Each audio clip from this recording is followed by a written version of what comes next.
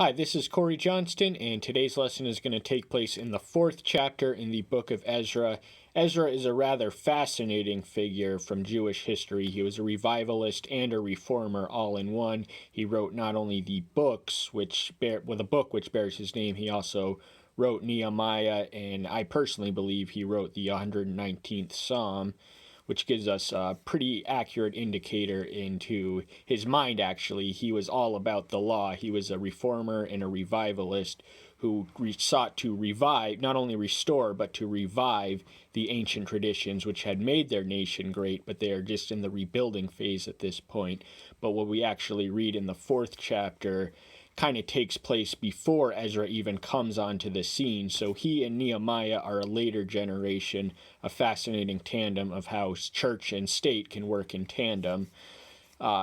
Interesting study in itself. And as we earlier mentioned, Ezra wrote the book of Nehemiah. He was a scribe, a writer, who the practice of which was the preservation of the ancient Jewish writings, so he also wrote to posterity. And what we have here is kind of before he and Nehemiah burst onto the scene. This is the earlier generation of the exile. They belong in the later generation. This is the earlier one, during which time Zerubbabel, a descendant of the Davidic dynasty, is appointed the governor of the exiles in motion and in transit, and once they finally get there is kind of where the opening verse begins, so we're going to read that.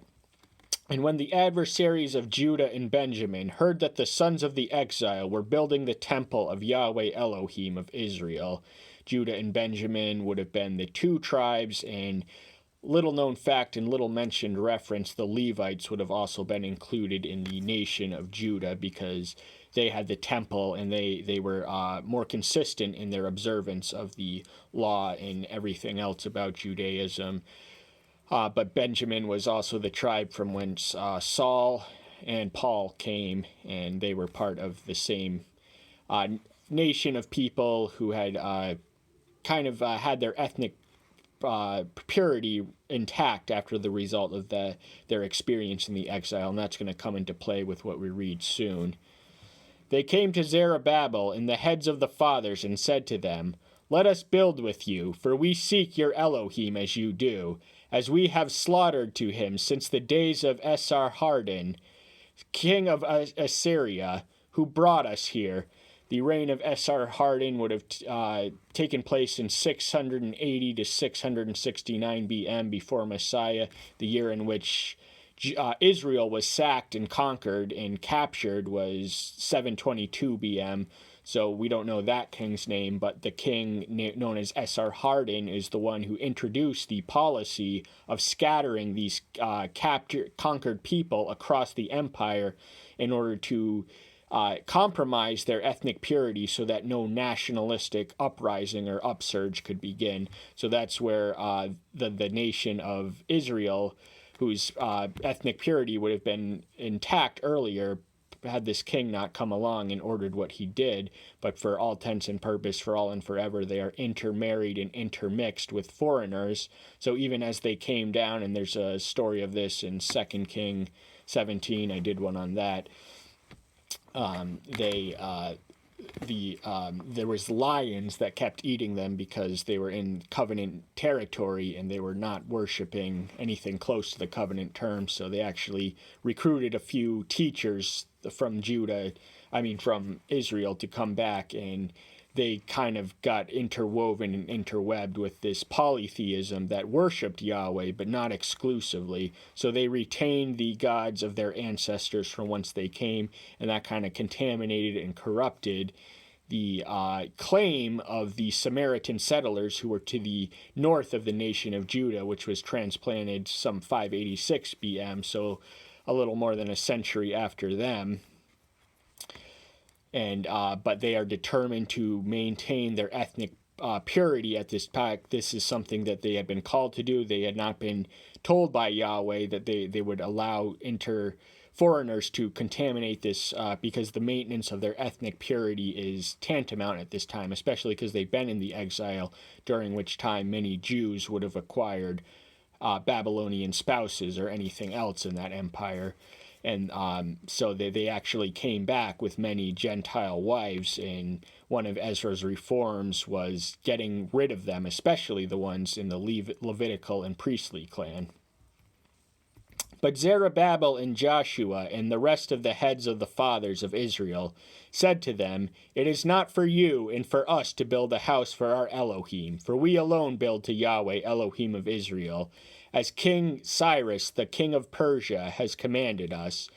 So they're not only told by Yahweh in heaven, but also they have the authority of Cyrus on earth to build this to their own, and it is not for them, but for us. We have been called, we alone build to Yahweh, because we alone worship him alone, whereas you guys kind of cling on to these superstitious idols from foreign exotic places that kind of disclaim your inheritance in the Abrahamic community. And it came to be that the people of the land were weakening the hands of the people of Judah and troubling them in their building. So we gather that it was not only Samaritans, but other people, or the Samaritans in league, had kind of stoked up this confederacy of the as a price to pay for Judah's willingness to keep their project in between themselves. It had to be delayed because their exclusivism offended the nations immediately around them, so they appeal to the higher authority who kind of conspires to keep them down. And hiring counselors against them to thwart their plans all the days of Cyrus, king of Persia, even until Darius, king of Persia. So Cyrus was the one who had initially liberated him, and he had authorized them personally to return to their native land and to rebuild their temple. This had his royal approval as well as the divine will. But these conspirators, collaborators, and confederates kind of were all aligned against them, so they kind of frustrated it all the way until the reign of Darius, who is his grandson or his nephew and his successor. But Cambyses, Cyrus's son, came in between them. And in the reign of Xerxes, in the beginning of his reign, they wrote an accusation against the inhabitants of Judah and Jerusalem. So this takes us to the Xerxes ascends to the throne in 486 BM. He is removed by assassination in 465. So this takes us to a different place, and there's actually a different location in mind beginning in this 6th verse all the way to the end. This is kind of closer to, if not in, Ezra and Nehemiah's generation. But this is so these same people are kind of united to frustrate and thwart the plans in motion for the restoration, the physical restoration of the temple and also the walls, so the opening 5 verses kind of pertain to the temple, then this pertains to the walls. And in the days of Artaxerxes, Bislam, Mithridates, Tabel, and the rest of their companions wrote to Artaxerxes, king of Persia, and the letter was written in Aramaic and translated in Aramaic. Aramaic would have been the customary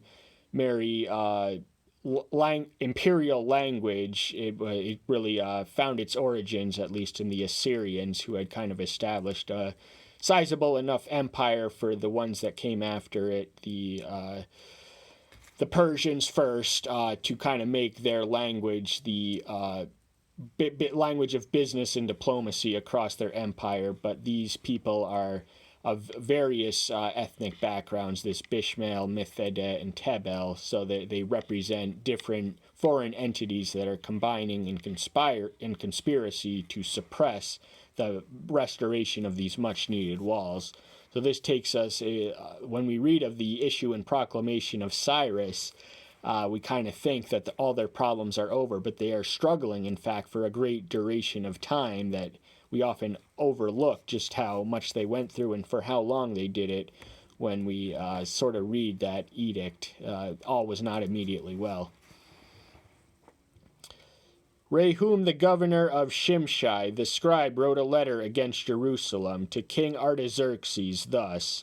So this is the governor, royal appointed governor of a province of Shimshai, whose location we don't know, but we know that his name was Rehum, and what he was doing was more important than where he governed. He was communicating to Artaxerxes. So the letter reads, Rehum, the governor, and Shimshai the scribe, and the rest of their companions, the judges and the emissaries, the councils, the officials, the people of Erech, and of Babel, and of Shuzah, and of the Arabs, and the Elamites. So these are more than one nation. This is people of Erech, that would have been an ancient Sumerian city, and Babylon. They were both located in Mesopotamia, but Susa would have been a Persian city. The Shushan, I believe, are an ethnic or close to them, and the Arabs are the Dawanites, and the Elamites are the close to the Persians. They were kind of around before the Persians, and their city survived. And the rest of the nations whom the great and noble Osnappar took into exile and settled in the city of Samaria, and the rest beyond the river. And now, so he's actually, if not a Samaritan himself, he is the governor of Samaria. So this is a potent enemy to have in proximate danger. This is a copy of the letter, what they sent him, to King Artaxerxes, from your servants, the men beyond the river. And now, so this is a reiteration or a repetition of a letter that was sent away in a bygone era. Let it be known to the king that the Jews who came up from you have come to us at Jerusalem, and are building the rebellious and evil city, and are completing its walls and repairing the foundations. So the description of evil and rebellious city would not have sat well in the ear or the mind of a Persian king. So he knows what he's doing by framing the city as he kind of caricatures as it, and he's saying that they're getting things done there. They're going to be a force to be reckoned with unless we stop it or you stamp it out. Now let it be known that the king, that if this city is built and the walls completed, they are not going to pay tax, excise, or toll, or cause the revenue of the king to suffer loss. So they're basically smearing him, but it's effective because they have access to the ears of the king. So even though there's no basis in truth to these scurrilous charges that Jews would not be loyal citizens in paying their taxes or anything else, that was the king's due, or the empire's due, rather. Now because we have eaten salt from the palace, it was not fitting for us to see the king's shame. Therefore we have sent and informed the king. Though I actually don't quite understand that. Eaten salt must have meant something, but in any case, they seem to consider themselves disqualified to see the king because of their shame, and so that's why they're reaching out to him via messenger. So that search be made in the book of the records of your fathers, and you find in the book of the records, and know that this city is a rebellious city, and causing loss to kings and provinces, and revolt was stirred up in it since the days of old, for which cause this city was destroyed. So they're saying that the city now lies in rambles and ruins, and rightly so, because they were rebellious to the people who kind of came along and conquered them before Persia conquered them. This is the Babylonians. They were treacherous in their alliances, technically or objectively speaking. Zedekiah, though a vassal to Babylon, conspired with Egypt, and that would ultimately spell his end in ruin. And so the reason that they're devastated is because they deserve to be so, and we need to keep it so, because these people are a force to be reckoned with. They're troublemakers. They're going to cause nothing but injury, harm, and ruin to the empire if you let them build what they're trying to build or complete what they're in motion of. We inform the king that if this city is rebuilt and its walls are completed, then you will have no portion beyond the river. So this is the Abrahamic claim of of the Mediterranean all the way to the Euphrates River. The Jewish people, or the Jewish nation, has never been that expansive at any time in its history, but it is still their claim designation. But, they had kind of given up on at least conquering their way past to where they were confined to. They weren't in a position to conquer. They were still a second-class subjugated people. The king sent a message to Rehum the governor and Shimshai the scribe, to the rest of their companions who dwelt in Samaria, and the rest beyond the river. Excuse me. Peace, and now. So this is the king's response to the letter that he received. He's returning it to the ones who had sent him. That's Rehum the governor and Shimshai the scribe, who are located in Samaria, but he also reaches out to their kind of foreign conspiracy or conglomeration that is kind of united in their resolve to keep Jerusalem down. The letter you sent us has been plainly read before me, and I made the decree, and a search has been made, and it was found that in this city in days of old has lifted up against the kings, and that rebellion and revolt have been made in it. So he doesn't exactly do an exhaustive history search, because they had no reason to rebel against the king who had authorized them to return to their lands and rebuild their city and rebuild their temple. But because of their kind of treachery against Babylon, that they are trying to be forever marked. Even though they posed no threat to Persia, they were a subordinate to Babylon, and they were punished and ruined because of that. Also, it was the divine will that they be punished. And mighty kings have ruled over Jerusalem, who have ruled over all beyond the river, and tax, excise, and toll were paid to them. So he's referring all the way back to David and Solomonic twilight era of the kingdom, when it was flourishing and it was protected, and its influence was spread as far as it ever would be. But they didn't militarily possess all the lands beyond the river. They just had a commercial nucleus, of which Solomon was the center and the head of. Now make a decree to make these men cease, and that this city be built under the commands given by me. So he's asking him for the authority given in him, through him, to stop them at all costs, do what he has to do to disrupt, distort, and ultimately destroy this project that these neighbors of his, who are he doesn't think too highly of, are kind of engaged in at this point. And beware of negligence to do this. Why should damage increase to the hurt of the kings?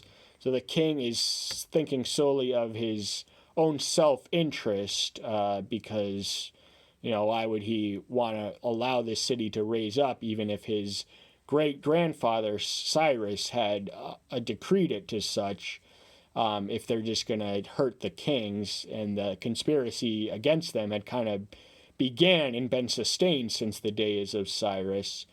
Now when the copy of the letter of the king Artaxerxes was read before Rehum and Shimshai the scribe and their companions, they went up in a hurry to Jerusalem against the Jews, and made them cease by might and power. So they have all the authority in this piece of paper to bring weapons and swords against these people to kind of stop what they're doing, because the king...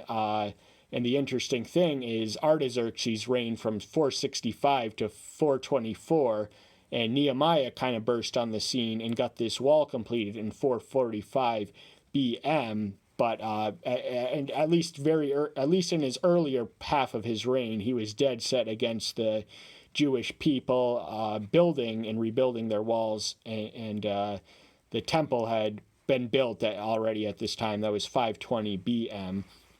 The final verse of this chapter reads, Then the work of the house of Elah, which is in Jerusalem, ceased, and it ceased until the second year of the reign of Darius, king of Persia. So this is the house of Elah is the temple, and that would have been located in Jerusalem, and it would not be rebuilt until the second year of King Darius. So this takes us to an earlier king. This takes us kind of back to the opening verses of this chapter, which speak of the temple.